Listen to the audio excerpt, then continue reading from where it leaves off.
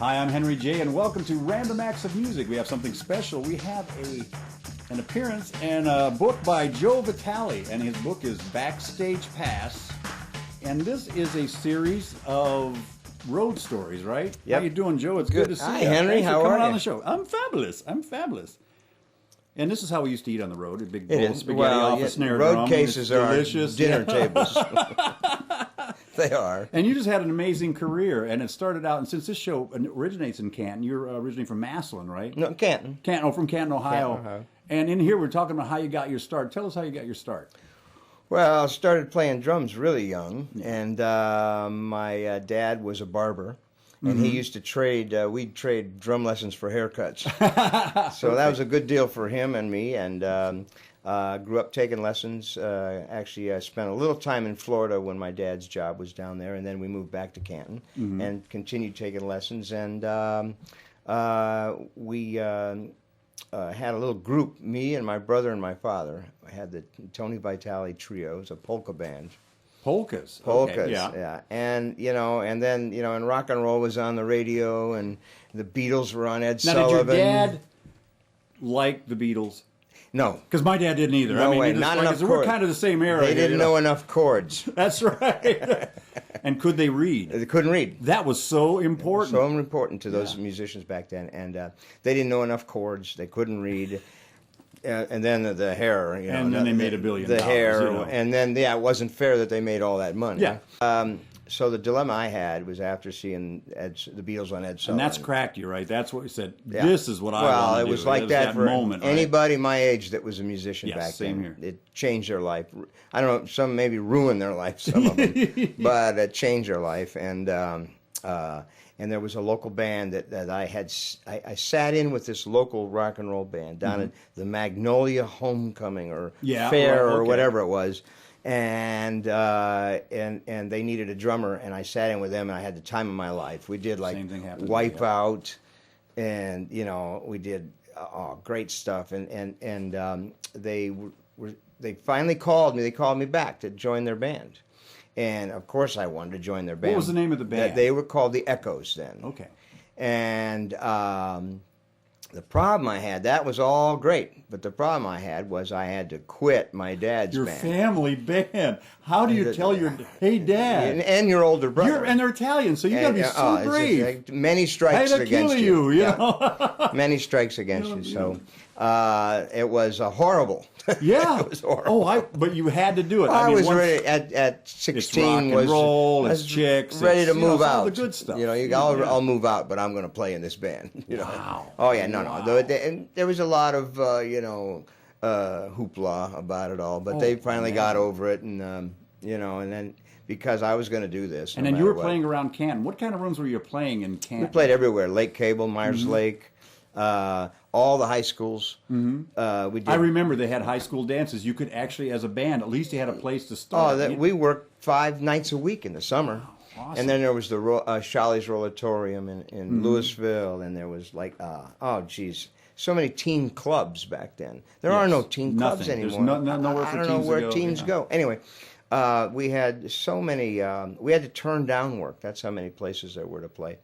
And, of course, there weren't as many bands. That's true. So that was kind of nice. But and we actually got a record deal with Warner Brothers Records. Which band was that? It was the Echoes. Right. And then we turned it into the Childs. Now, but eventually it looked like your dad, now we're moving forward here, but your dad started accepting it. You brought some players over to your house, did you not, to meet your dad and have spaghetti? And when I was Rock Grace. One of the tours I was doing with Joe Walsh, we had played up at Blossom Music Center.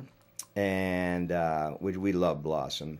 And after the show, I think we had a day or two off. So I brought everybody down to my mom's house, and we had dinner down there. She cooked a big Italian meal from all the guys, and my dad and Joe Walsh. My dad plays he was an accordion player, and Joe Walsh and my dad started hitting his homemade wine.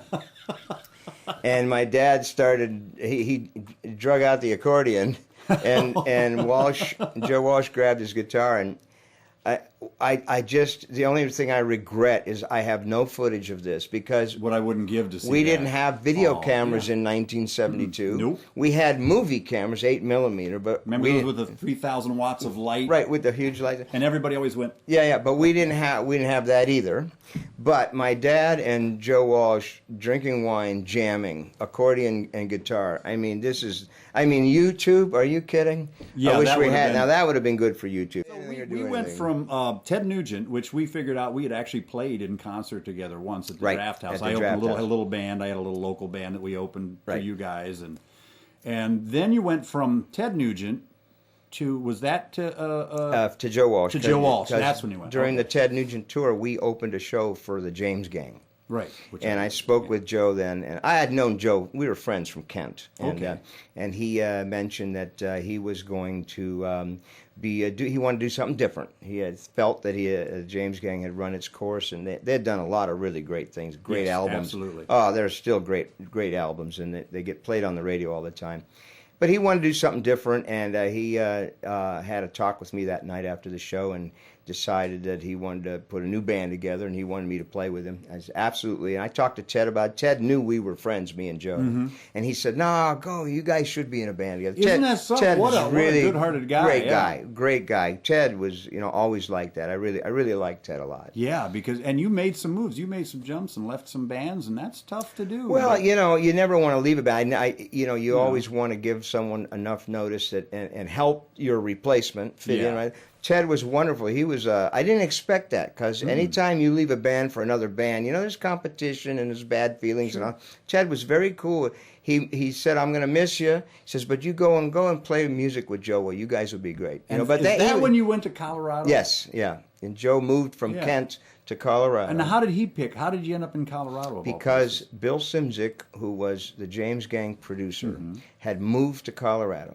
Because he had lived in L.A. and after the first earthquake he went through, he didn't even pack his stuff. The next day he got on an airplane, flew to Denver because his partner lived in Denver, and he sent for all his stuff, everything. Just had somebody. He said, "I am out of here.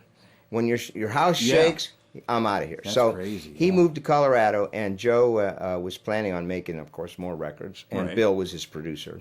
And Bill said, "Man, you guys ought to move out here. Colorado's beautiful." And there was quite a music scene going on in Colorado. In the early 70s, Stephen Stills lived there. Then, Joe Walsh and all Tommy Bolin, Rick Roberts from Firefall, Dan Fogelberg, Carl Wilson from the Beach Boys. Everybody seemed to have this mountain community, and it was a bunch of musicians. I don't know who's there now or if anybody's left there. The guys from Manassas, which was Stephen Stills' band, Chris Hillman, and some of the guys from Poco lived out there. There was this whole musical scene going on out there. That's how I met Stephen Stills. And you still wore your fancy duds out in the snow and mountains of Colorado. You nuts. And you read the book, didn't you? I did read the book, but you're gutsy. I'm a coward, man. It's like too cold. I don't want to climb. I don't want to ride a Jeep with anybody up any mountain anywhere. You got to understand. I just came from Ohio, but I just left Ted Nugent and the Amboy Dukes, which is a kick. Which means you had to hunt something. Kick butt rock and roll Detroit band. We wore crazy clothes and we were rock and rollers. I mean, Ted Nugent, are you kidding?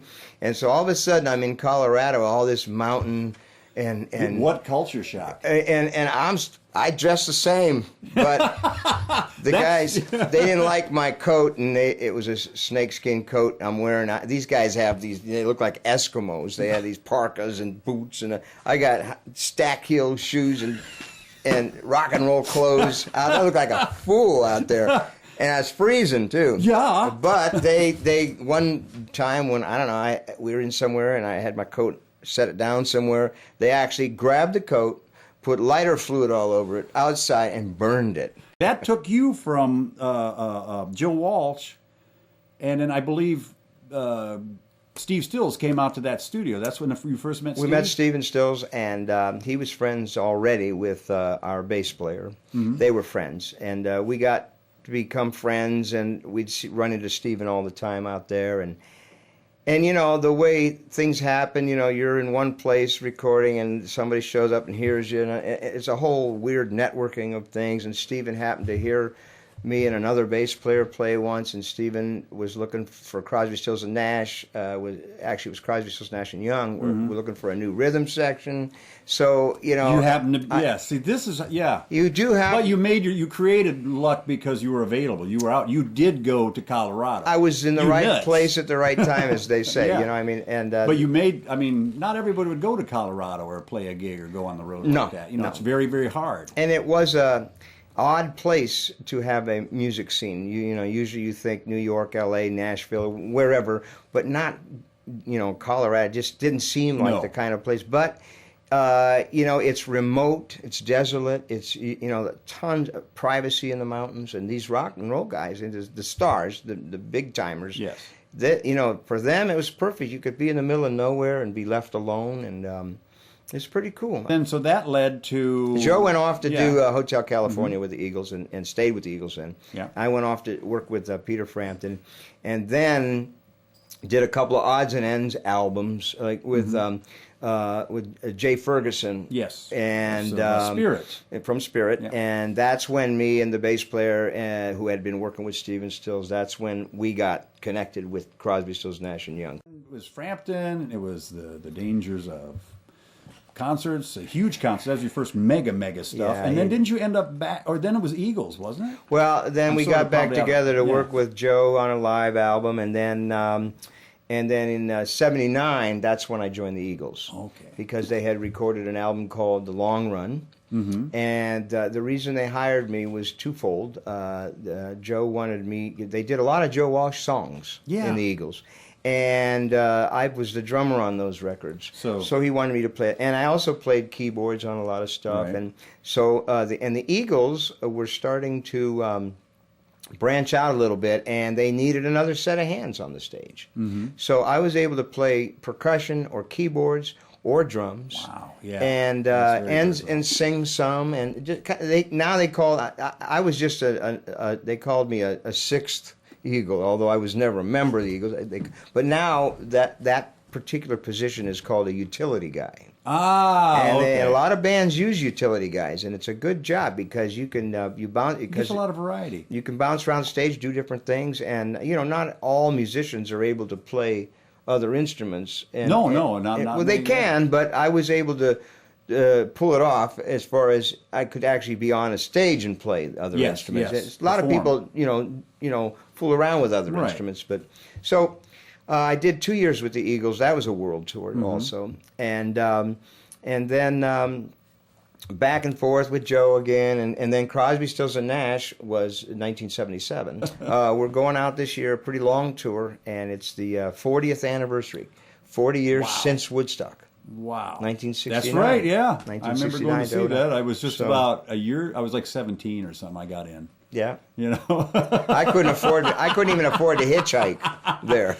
Yeah, I couldn't. But now it's the 21st century, and you have a CD out, right? Yeah, which I really enjoyed. Oh, great! You're just meticulous with like when you're recording with mics and you know how you make things sound. I made a few records. I think a little practice. Learned along the way, I guess. But we have a 3 package thing going. We're doing this year. We have the book, of course, and then my solo CD, which is Speaking in Drums, and I produced my son Joe Jr.'s first debut album, his very first album, and his album. I'm so jealous. I hate you. It's called Dancing with Shadows, and it's a great album. First record, I love people's first albums because you work your whole life up to your first album. Everything had happened to you then. After your first album, then there's pressure sets in, and you know I got to get another album out there.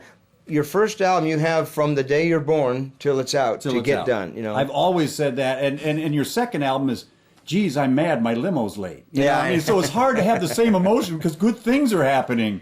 But no, it's a good album that my son made. It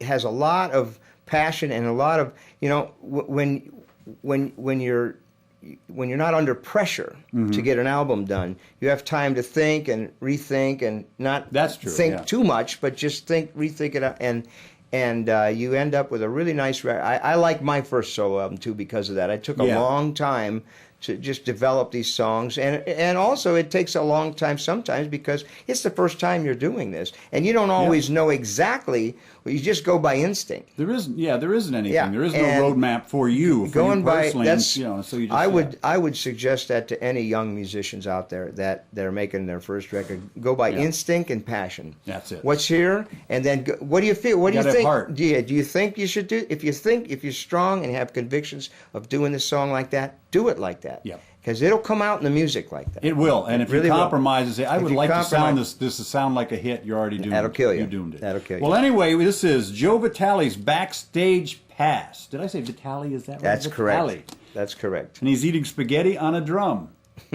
Is that like a new product you're coming out? Spaghetti on a drum? It could be. Yummy, yes. Do you make good spaghetti? Do you Well, my wife made this. Okay. She cooked this. Yeah. Well, and thanks for being on. Thank Come back you, and Henry. see us again soon. I'm Anytime. excited. This was awesome. Take care. Thank you.